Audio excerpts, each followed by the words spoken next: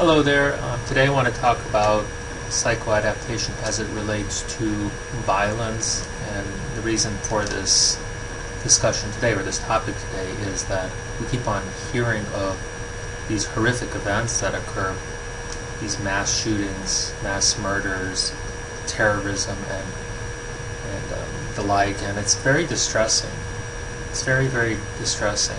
So I was just looking at a Washington Post article today that mentioned there's over, I think, 330 so mass shootings in the past year. I mean, this is ridiculous. And they're not always going to be huge, where you kill 14, 15 people like happened in California the other day, or yesterday, but it's still something that's very, very distressing. And I think psychoadaptation has a very easy way to explain what happens, and perhaps even provide us with a tool to diagnose an individual, or to diagnose and predict who will more likely commit such violence. And this is something that we have to tackle. We don't tackle it at all with the incidence of these events being so high. We have to actually deal with this. This isn't just some, and one person's more likely to get killed in a car accident. It's not like that argument with airplanes versus car accidents. This is a serious issue that's affecting many people, and it's not just the deaths that occur that are horrific, but it's also the stress that it causes in other people who have to live with the fear of being killed when they're just going about their business. So we really have to do something about this. Well, let's take a look at why psychoadaptation might help. So if you've been watching my videos, if you've been on my website already, you know that the psychoadaptation is about adapting to one's context. And we know already that the ideal adaptation includes a feeling of equilibrium, this very, very peaceful state, right? Where there's a balance between one's expectations and one's reality, one's environment, the objective reality, right? And that the negative state is disequilibrium. So we are always motivated to achieve equilibrium. People like myself, we seek equilibrium through challenge. So I put myself into situations that are very contradictory to my beliefs, so I can test the validity of my beliefs, and then I can adapt and become a better person. And every time you adapt, you become you don't just adapt to that context, you actually become a higher level individual, achieving a higher sense of self, right? A more adapted sense of self. Sometimes people get confused when I talk about adaptation, thinking that it's about selling out to the man, right? Because I say you should adapt to your context. That's not what psychoadaptation is about. But let me make this very clear. In order to adapt and to achieve some very, very high level of adaptation, or to become a profoundly amazing individual, say somebody like Gandhi or Martin Luther King, somebody of that level, one has to actually begin by adapting to society. So in a sense, it's not selling out, it's just adapting. One adapts to society, and it's only through that adaptation that one has insight into what's wrong with society and can actually make true change. If one fails to adapt or never desires to adapt to society in the first place, it's sort of like a rebel all the time, one can have no clue as to the benefits and the drawbacks of society. I've known many people who want to look like contrarians. We had this one guy live with us in our household for over a year and a half, but all he wanted to do was be different all the time. Wear black all the time, tattoos everywhere, piercings. He was just like this rebel without a cause, as the movie was, or rebel without a clue, as we like to say. That serves no purpose at all. What are you rebelling against, I'll ask? Oh, I'm rebelling against society. Well, do you know society? Do you know what the benefits are? Do you know what the drawbacks are? I tell you, the person who adapts first, who certainly could just be happy adapting and never move out of the perfect adaptation to society, and there's absolutely nothing wrong with that. But if you don't get in there in the first place, how can you know what's wrong with society? So this guy, he was just, in many ways, living the life of someone who thought he was superior because he never adapted to society. But how can you be superior if you don't know what it even means to be inferior, right? So The only way to know that is to adapt to society in the first place. So this adaptation is critical, right? So one always has to adapt to one's context. And there's many, many contexts in society. That's why psychoadaptation is such an interesting science, because every time you move from one context to another, you're forced to adapt again. The more one adapts, the more in tune one becomes to the process of adaptation, the more accustomed one becomes to adapting, that eventually the adaptation is easy. And also the more context one sees, the greater the variety of contexts, really the less one is going to have to adapt, because we will find that there are similarities among contexts or between contexts. And then those similarities can help us adapt easier to novel situations. So I urge people, if we are to make a therapy that's related to psychoadaptation, I urge individuals to ask their clients, ask their friends, ask the people they care for, they love, their students, whomever, to challenge themselves and move into new contexts where you can feel this disequilibrium. And you'll know what disequilibrium feels like, because you feel like crap, right? Stressed, depressed, whatever. You know what that feels like. So you can experience it and then overcome it. And when you overcome it, you become a better person. And that's what you want, whether it's in sport, academics, or just in general. So how does this relate to violence? Good question, because this is about violence. One thing I've noticed about the individuals who commit crimes, whether it's somebody who's bombing a Planned Parenthood office, somebody who's an anti-abortion terrorist, somebody who's a terrorist working for ISIS, ISIL, or whatever you want to call it, the Islamic State, whether somebody is a shooter who's just angry and lonely and wants to get back at society by killing everybody in a movie theater or in a school, or whatever the motive may be. When people commit acts of violence, they do so because they have a set belief about the world, a worldview, and they see that their worldview is superior to any other worldview. It's very, very similar to what a shy individual or an anxious person goes through. The shy and the anxious person has a worldview about the self and doesn't challenge that view because of his anxiety. So it's really hard for one to get feedback that contradicts one's worldview when one is isolated and alone. We also see this with people who live out in the sticks, so to speak, because they have less interaction with people, the higher diversity people. They tend to have very narrow worldviews that don't get contradicted because you're not exactly putting yourself and your views out into public for debate. Well, what I've seen with these mass shooters, these mass killers, they usually have some kind of an agenda, which is related to their worldview, and that's why we often see manifestos coming out, or we get evidence of that they had this very perverse worldview that is not being contradicted. And it's not being contradicted because they're not allowing it to be contradicted. As somebody who works in an academic field, I write a lot. And every time we write, we get critiqued. So I write for publication. When I write for publication, I submit my manuscripts to journals, and the journals send out the manuscript to be reviewed by peer reviewers who actually criticize my work, and they'll find flaws in it, flaws in my logic. And eventually what happens is, after we go through the pain, the crying and everything, and depression of getting a paper rejected, the smarter individual academically adapts his or her writing style to fit the constraints of that of publication, right? Mainstream publication. And then the really, really smart person finds loopholes in those constraints, and then gets some novel idea published, and takes some risks, and actually gains some credibility, and then becomes able to make change in the field in a big way. To be a healthy individual, we all have worldviews, but we have to put our worldviews out to be debated in the public to see if they stand the test of scrutiny.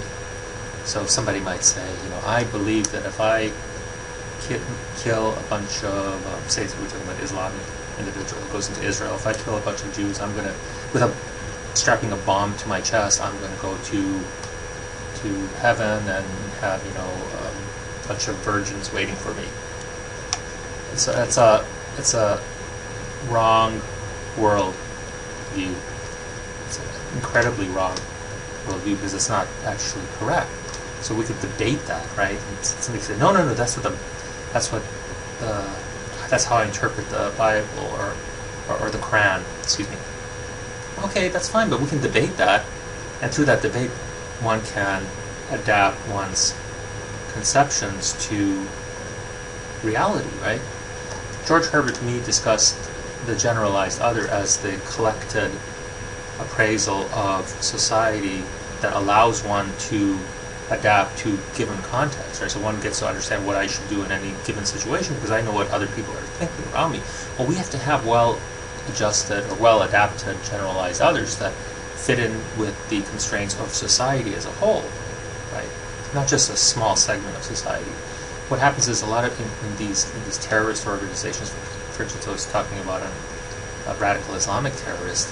In that case, individuals are very well adapted to the context of their belief system, but not to society as a whole, not to the religion as a whole. So they pervert what the religion is all about. The same thing occurs when we have individuals who are against abortion who go out and bomb abortion clinics. They have perverted what's in the Bible, right, and are using it to their advantage without putting their views to the test of society as a whole.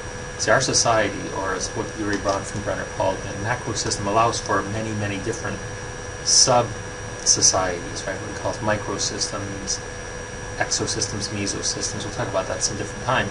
He allows for a lot of these different types of systems. Our society, allows for these many different types of systems. But if you adapt just to one small segment of society and don't put your views out to be tested or to be scrutinized by other members of society, it's easy to come to believe that one's beliefs are superior to the beliefs of others. We find solace, peace, equilibrium in those small contexts. Whether the context is just me by myself, if I'm a loner, or whether it's in a small group of like-minded individuals, we find comfort knowing that we've adapted to that context. And it's easy to hide from the rest of society and then to believe we're right because frankly, we have equilibrium within that context. So, but to leave that context and to put one's views out to the test of society as a whole, that takes a lot of guts. And what's happening in the cases of these violent individuals, whether it's terrorism, whether it's and it's all terrorism, but whether it's some kind of religious-related terrorism, political-related terrorism, or just some lone killer who goes out and does a mass shooting, all of these issues are related to an individual having a belief that is so perverted and contradicts society's values or society as a whole, one comes to believe that this view is the correct view. A better way to live would be to test one's views against great society's values or against the data of experience and actually being willing to adapt one's views and to become a better individual, a stronger, more mentally sound individual.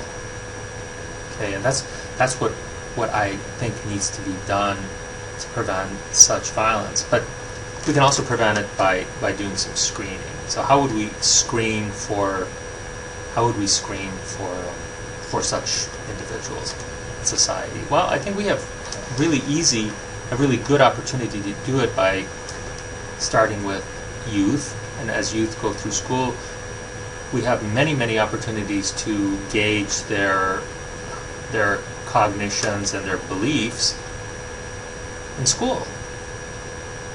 What we can do is develop some sort of a test to look at the way they perceive the world, right? Some kind of a test, perhaps a written paper, and see the way they perceive the world. And in grading those papers, we can be alerted to individuals whose views seem to be very, very narrow and tend to contradict societies to such a great extent that they might be dangerous individuals. That doesn't mean that they're going to do anything bad, because a lot of people have bizarre ideas, but there are going to be certain individuals who write, because this is the only way perhaps they can communicate their beliefs, to write whom we could red flag as potential, I don't know what you want to call them, just potential targets, I guess, for intervention. And then once we identify those individuals, we can start some kind of an intervention, right? Perhaps through counselors. So we have this system set up to deal with individuals if we catch them, and we certainly have a place to test individuals, and it's called school, right? And if we just get our perhaps I'll do it, perhaps somebody else will do it, we'll come up with a method to screen people through their writing. We can actually identify who might be at risk, and we can start some kind of intervention. I mean, with older individuals who come into our country, for instance, who have violence in mind, I would say, let's look at the way they think. Are they at peace despite some flaws in their logic? If they're at peace, I'd be very, very concerned, because, as I mentioned, the only way to have peace is to have a very, very narrow set of beliefs that one believes are just correct, right? And if that individual ignores information that contradicts his or her beliefs, I'd be very, very concerned. Because a healthy individual is able to adapt to society. Unhealthy individuals walk around thinking that they have adapted when they have not adapted, or they hide, of course, in these cults or in these small segments of society where they just believe, where everybody believes the same thing they do. But for an average person, when you walk out and you talk, you open your mouth, people are going to contradict you immediately. That's just the nature of humanity. So I'm very wary of people who feel like they have all the answers all the time. They have everything figured out, because nobody does. Okay, none of us do. Well, I don't know if I brought out everything that I wanted in this discussion. The idea here was to talk about how psychoadaptation relates to the violence we're seeing perpetrated almost daily, mass killings, or some of which are very, very devastating. The idea is that, in my belief, in terms of psychoadaptation, is that the individuals who commit these crimes are not well adapted to society, either because they are alone, they're isolated by themselves, and building up this worldview that cannot be challenged, or has not been challenged, or they won't allow to be challenged, or it's individuals in a small group who believe that their views are correct and they refuse to allow themselves to be challenged. Or it could be individuals belonging to some massive group, like with ISIS, where you see people who have this whole world view and arms to back it up, and just refuse to be contradicted. And what's the answer? The answer is to get people involved with other individuals, teach them how to be critical thinkers, to allow their views to be challenged, and in so doing, try to help them at least adapt to society as a whole. And if after that they decide that society stinks and they can do better, fine, but at least by then they won't hopefully do it in a violent fashion. If we start training people to be this way, to continually adapt, to continually challenge their views, I believe, and I may be wrong, I don't know, I'm just one person, but I believe that we can actually prevent some of this violence. Right, thanks a lot. I'm glad you listened. Bye.